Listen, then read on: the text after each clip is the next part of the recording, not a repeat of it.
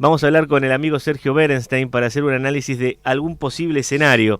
Sergio, gracias por atendernos. Mariano Pérez de Ulate, buenos días, ¿cómo te va? ¿Cómo estás, Mariano? Muy buen día, gracias por llamarme. No, gracias por tu tiempo. Una de las cosas que se está hablando mucho, a pesar de que los protagonistas lo niegan, es la posibilidad de algún tipo de entendimiento entre Macri y Massa, que por supuesto no se traduciría en boletas, porque no, ya no se puede hacer, pero bueno, no sé, alguna posibilidad de conversa para potenciar el espacio opositor. ¿Lo ves posible o es una zaraza? Las dos cosas.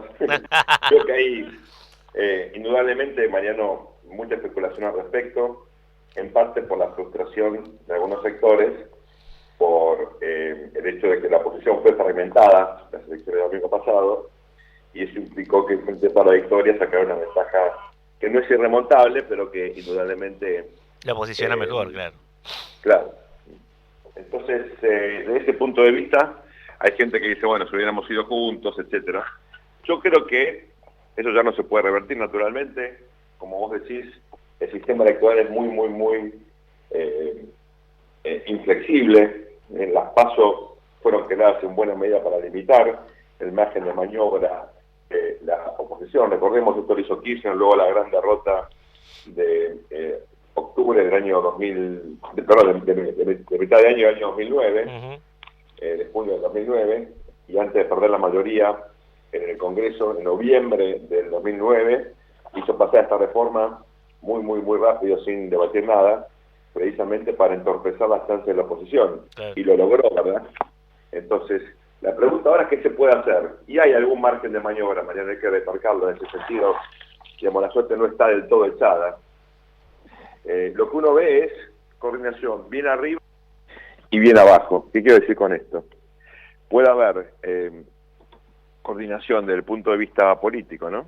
Claro. Con intendentes, por ejemplo, que puedan pactar a nivel local con fuerzas afines, por ejemplo, candidatos del PRO que quieran pactar con el Frente Renovador para intentar forzar alternancia en sus distritos, intendentes masistas que necesitan votos del PRO para revalidar, sentido, ¿no? Ratificar su liderazgo. Claro, Eso claro. puede ocurrir. Claro.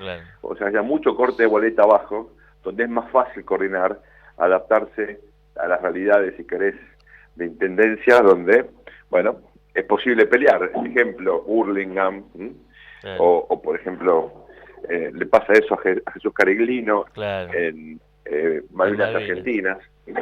Eso es muy probable que ocurra. De hecho, ya está pasando. Claro, ya hay Yo conversaciones. te diría, hubiera pasado sin que esa coordinación arriba, ¿no? Totalmente, porque por el pragmatismo de los propios intendentes, digamos, ¿no? Obvio. Claro. Así que, la verdad que ya que lo tenés que hacer, hacerme la decía virtud, Claro. y dejar que, digamos, de alguna manera esto vaya generando alguna especie de coordinación o afecto societatis mínimo. Ahora, ¿qué más puede pasar?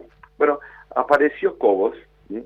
De alguna manera tratando de capitalizar, no el traspié, pero sí el radicalismo quedó muy disminuido, aún con un candidato que en principio parecía interesante como Ernesto Sanz, ¿no? Y sin embargo, bueno, la cantidad de votos fueron los que fueron, y Cobos dice, me hubieran hecho caso, si hubiéramos ido con una alianza más amplia, el resultado hubiera sido otro, como hicimos en Mendoza. ¿Sí? Claro. En algún sentido dice, ahora me toca a mí. Yo perdí en Gualeguaychú, ganó Ernesto, yo no me fui otra vez del partido, pero ahora hay que hacer renovación de autoridades a fin de año y yo quiero tener un rol distinto. Y en ese contexto está planteando un acuerdo de gobernabilidad que incluya, y esto es lo interesante, también a Margarita Stolbizer. ¿Por qué? Porque obviamente ahora viene la casa de los votos de Margarita, como no puede ser de otro modo, suponiendo que ella va a tener dificultades para retener ese umbral de algo menos los 4 puntos que obtuvo el domingo pasado. Claro, y la idea es decir, muchachos, si bien no podemos hacer un acuerdo electoral para octubre, que quede claro que estos dos espacios, en el caso de que uno llegue a ser gobierno, van a trabajar juntos para sacar a la Argentina adelante. ¿Sería así una especie de discurso de campaña, sí? ¿Te parece? Es algo en sentido, digamos, vamos a dar gobernabilidad, porque lamentablemente todavía en Argentina, Mariano, como es evidente, tiene importancia el fantasma de la caída del 2001, tanto en términos simbólicos, el miedo a la ingobernabilidad, ¿no? como en términos económicos, ¿no? El miedo al hiperdesempleo, a la locura, al desastre, y eso, digamos, está latente en nuestro disco rígido, ¿no? Una especie de inconsciente colectivo que nos dice siempre cuidado, cuidado. Y para algunos, y eso aparece en algunos, digamos, sondeos, grupos de foco y demás, el riesgo de Macri en el poder, con socios radicales de la coalición cívica, es un riesgo de gobernabilidad. En ese contexto, la inclusión de figuras, ideas, equipos sobre todo, del Frente Renovador, bueno, eso es interesante fundamentalmente porque en el Frente Renovador, y esto lo dice más que siempre, hay experiencia, es el equipo que sacó en buena medida a la Argentina del desastre del 2001. Claro. Por ejemplo, la figura del doctor Labaña, ¿verdad? Totalmente, totalmente, sí, sí. Decime, para no molestarte mucho más tiempo, se va a hacer el debate, viste que hay un tema ahí con el debate, que está el que hace el Grupo Clarín y está el que organiza la gente de Argentina Debate, que por supuesto siempre es una buena noticia. Supongamos que se hace, que van los 6 candidatos, que se hacen en la Facultad de Derecho y demás. En este país, no acostumbrado al debate, ¿crees que tenga una importancia determinante?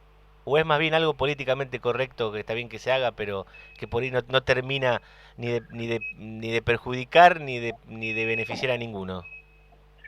La verdad que cuando uno mira la historia de los debates en otras democracias, lamentablemente en Argentina, aunque parezca mentira, Mariano, nunca tuvimos un debate presidencial. Estamos de acuerdo. Nunca. Digamos, alguna vez hubo alguno de todos los candidatos que no podían ganar. Pero los que van primero nunca quieren debatir. Esperemos que ahora se haga. Cuidado que tampoco está eso. No está confirmado. No. Muchas, digamos, tanto la campaña de Scioli como la de Macri pusieron ya condicionamientos, tomaron distancia. Pero supongamos que se concrete. ¿Es bueno? Sí, obvio, es bueno. ¿Alcanza? No alcanza.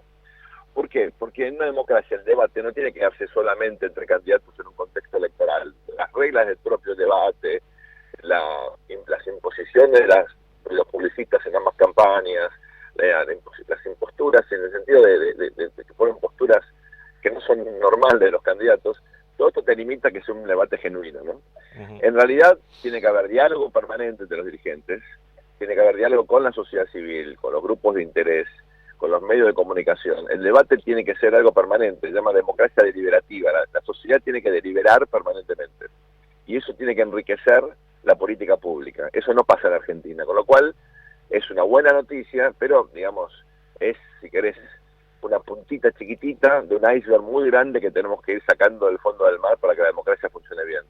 Te entiendo perfectamente. Sergio, gracias por tu tiempo. Como siempre, te mandamos un saludo desde aquí, fraternal, ¿eh? Un abrazo enorme, Mariano. Gracias por llamar.